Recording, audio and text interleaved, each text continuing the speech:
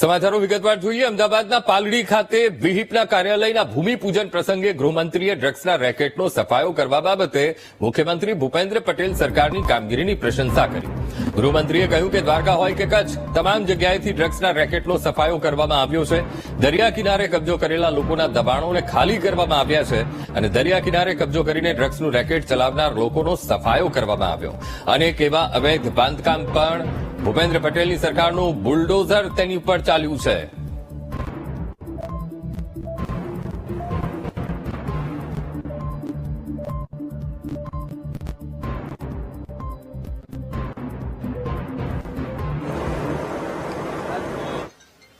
કચ્છ હોય કે સોમનાથનો મારા દાદાની ધરતી હોય, આ તમામ જગ્યાઓ પર નાગરિકોના હિતમાં સુરક્ષિત રખાયેલી જગ્યાઓ.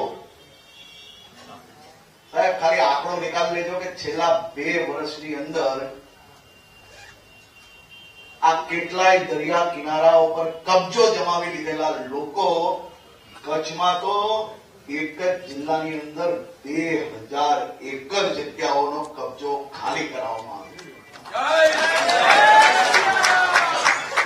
સરકારી પોર્ટની જગ્યા પર અવૈધ બાંધકામ કરીને ડ્રગ્સનો વેપાર કરતા લોકોનો સફાયો કરવામાં ગુજરાત સરકારને સફળતા પ્રાપ્ત થઈ. જસદણના